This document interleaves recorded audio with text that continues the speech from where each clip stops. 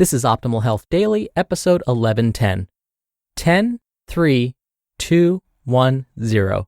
5 numbers to remember for lulling yourself into a deep, restorative slumber without fancy biohacks or supplements. Part 2 by Hylke Reitsma with BenGreenfieldFitness.com. And I'm Dr. Neil, your very own personal narrator. Hello, happy Tuesday, and welcome back to Optimal Health Daily, where I simply read to you from the best health and fitness blogs for free, and with a little bit of my commentary at the end. I cover fitness, nutrition, stress management, weight management, and lots more, just like an audiobook, but from a bunch of different authors, and always with permission from the sites. Now remember, today's post is part 2 from yesterday, so if you're new here or skipping around, I'd recommend listening to yesterday's episode first. That's episode 1109. But if you're all caught up, let's jump right in and hear part 2 and continue optimizing your life. 10, 3, 2, 1, 0. 5 numbers to remember for lulling yourself into a deep, restorative slumber without fancy biohacks or supplements. Part 2 by Hylke Reitsma with BenGreenfieldFitness.com. 2. The hours prior to sleep in which you will not work.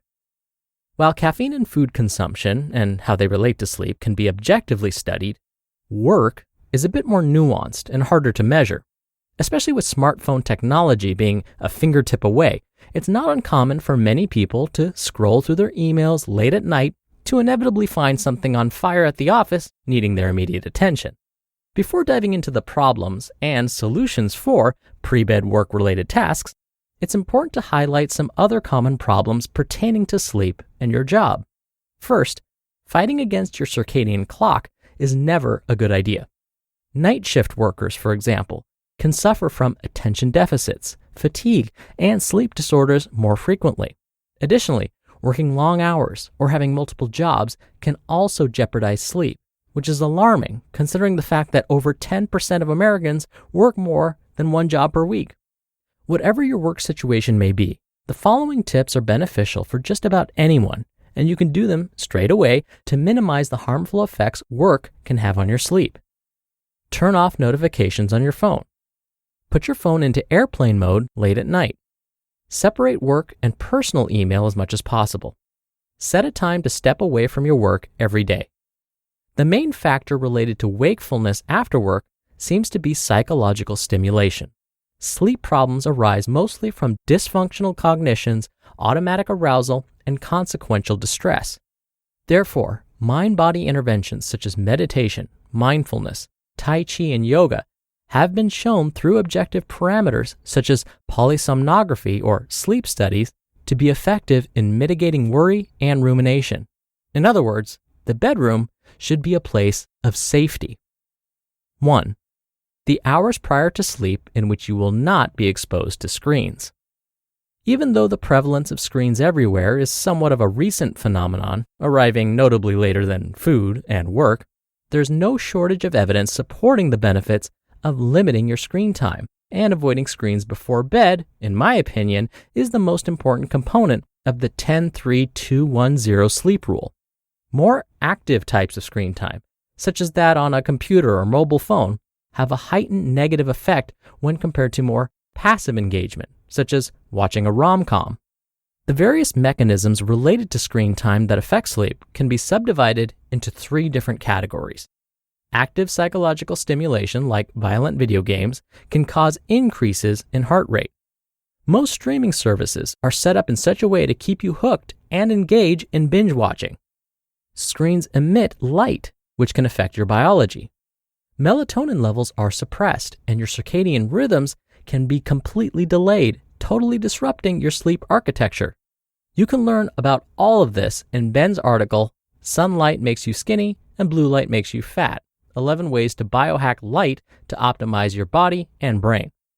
The good news is that there is concrete evidence that the emission of short wavelengths can be filtered out by means of blue light blocking glasses. Blue light radiation is a physiological stress factor that is frequently underestimated. Mitochondria are abundant in the retina, and blue light is easily absorbed due to its short wavelength and strong penetration capacity.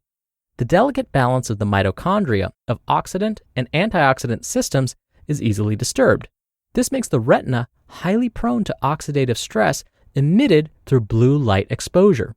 The inner segment of the eye has a very high oxygen concentration, which can cause oxidative stress and reactive oxygen species in the outer areas of the retina. This can lead to photoreceptor damage or even photoreceptor death. 0. The number of times you hit the snooze button. Most often, the sleep cycle you're in just before waking is the restorative REM stage. When you hit the mighty tempting snooze button, you return to sleep, but you've now downgraded your sleep to a lighter, less beneficial stage. In other words, you are depriving yourself of quality sleep by hitting the snooze button.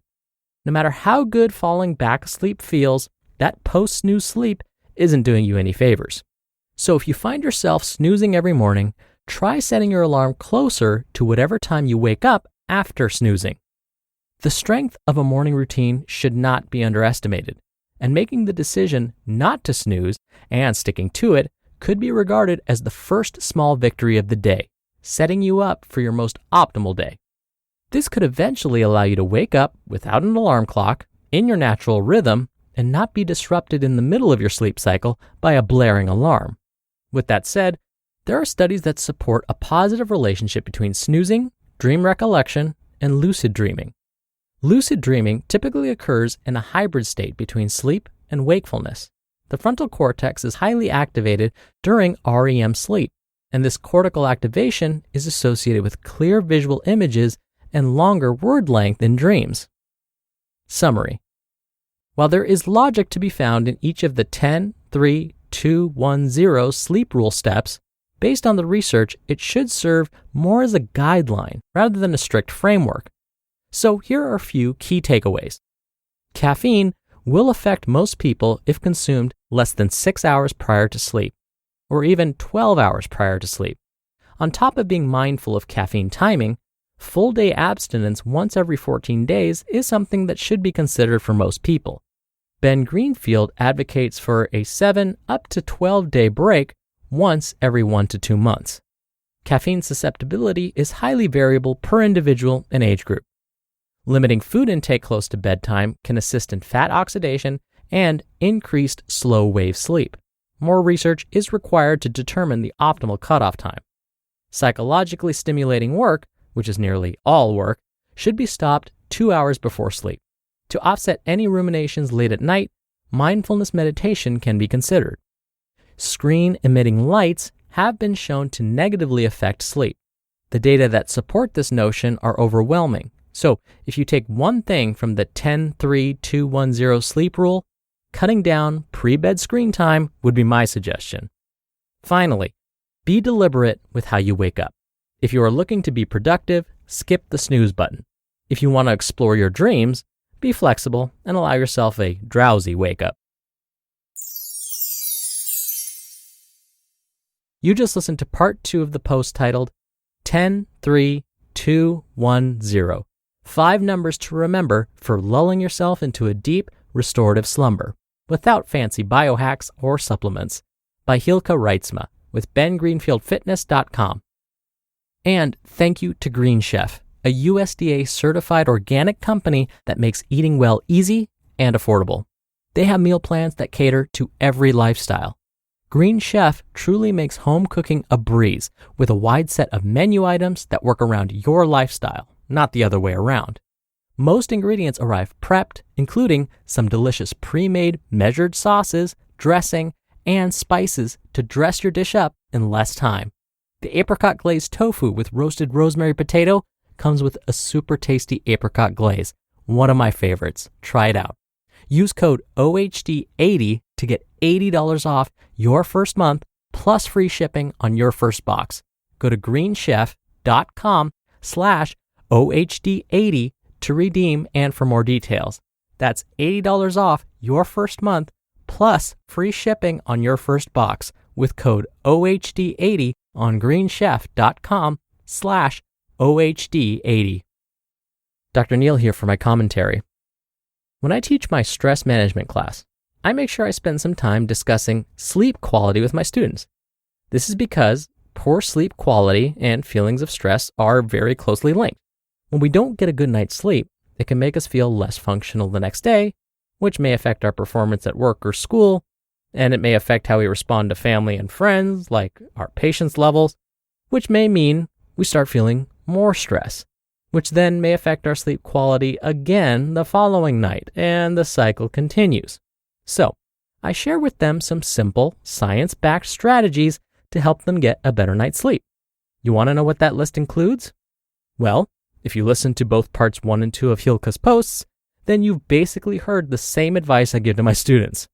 Turn off screens at least 2 hours before bed. Don't hit the snooze button. Spend time practicing mindfulness or stress management techniques, and so on. Except I never included this genius in Hylke's post, which he also credits to Craig Ballantyne, where we can easily remember these ways to improve your sleep. 10, 3, 2, 1, 0. So simple, I just wish I had thought of that. But something that I struggled with until recently was checking my phone notifications before I went to bed. I wanted to be sure I didn't miss an emergency email from a colleague or from one of my students. But instead of seeing these types of emails, I would encounter less urgent emails, ones that I just couldn't help but open. And since I opened that one, I may as well clear my inbox and read the other new emails I'd received in the last hour. That way my inbox would have no new messages first thing in the morning. Yeah, like that ever happened. When I finally put my phone away and eventually got to sleep, I found I would start dreaming about work. And these weren't relaxing dreams either. These were dreams based on maybe an email I received. And plus, when are dreams about work ever relaxing? So, checking my email soon before bed was negatively affecting my quality of sleep. After this realization, I turned off email notifications on my phone. And I've realized I've started sleeping better again. No more work-related dreams. And like I talk about on this show all the time, one small change can make all the difference. So, which one are you going to try? All right, that'll do it from me for today. Thank you so much for being here. Thank you for listening every day. One of the best things you can do to help keep the show going is to share this with someone. If you like the content and you think someone else might enjoy it too, I hope you share this podcast with them. I hope you're having a wonderful week, and I'll see you back here tomorrow where your optimal life awaits.